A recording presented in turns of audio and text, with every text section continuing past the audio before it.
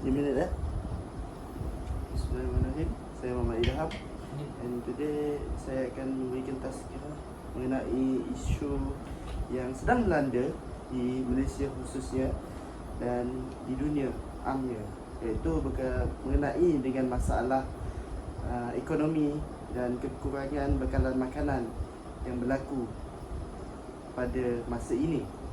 Sesungguhnya kita berbalik kepada Al-Quran dan Sunnah, yang di mana akan berlaku satu kejadian, iaitu kemarau yang panjang. Kita bukanlah manusia yang tidak percaya, kita kena percaya walaupun bukan betul sesungguhnya kiamat itu ada. Okey, misalnya India, dia telah menghentikan ekspor gandum dan kita Malaysia bergantung sepenuhnya terhadap gandum India. Jadi sehubungan dengan itu, kita punya kerajaan telah mengambil langkah yang drastik untuk mengelakkan kebergantungan terhadap gandum daripada negara luar. Misalnya kita ada melakukan projek biodiversity, kita melakukan projek untuk mendidik anak-anak muda untuk menanam gandum di Malaysia.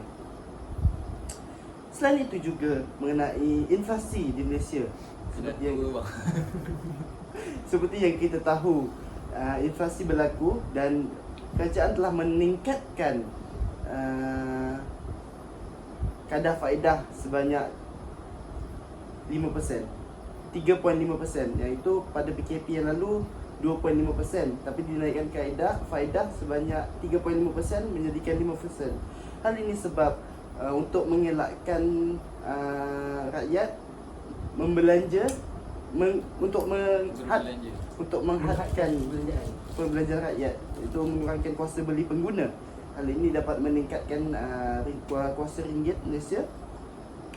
Selain itu juga sebenarnya ada pro dan cons terhadap benda ni. Macam kita akan terhad kuasa pengguna, tapi dari sudut inflasinya kita dapat mengelakkan inflasi daripada berlaku. Misalnya, sebagai contoh, kita ambil contohnya ada 10 buah rumah dan semua rakyat mampu beli. Jadi maksudnya supply and demand will occur. Okay, supply and demand, demand is high but supply is low. It will be a rising cost for the purchase. Kita ambil contoh, misalnya benda ni berlaku pada tahun zaman Tun Dr. Mahathir Mohamad, iaitu pada, tak silap saya, 1998 1996 lah, yang di mana berlaku kemerosotan ringgit yang amat mendukacitakan. Tapi itu tidaklah penting. Yang penting kita maju ke hadapan. Minit ni 40 minit cik. Okey, saya suka menceritakan tentang kisah-kisah zaman penaklukan kota Konstantinopel. Tahu? Sultan Muhammad Al-Fatih. Sultan Muhammad Al-Fatih. Istanbul, betul. Sebelum ini Istanbul dikuasai oleh golongan Kristian, yang di mana sebab apa kota Konstantinopel ni nak diambil? Sebab dia terletak di tengah-tengah dua benua, Asia dan Eropah. Kat situ ada terusan Suez. Jadi macam semua naklah kota tu supaya dapat menguasai dunia. Misalnya sebab dulu bergantung kepada kapal air. So bagaimana Sultan Muhammad Al-Fatih ni dapat menalukinya?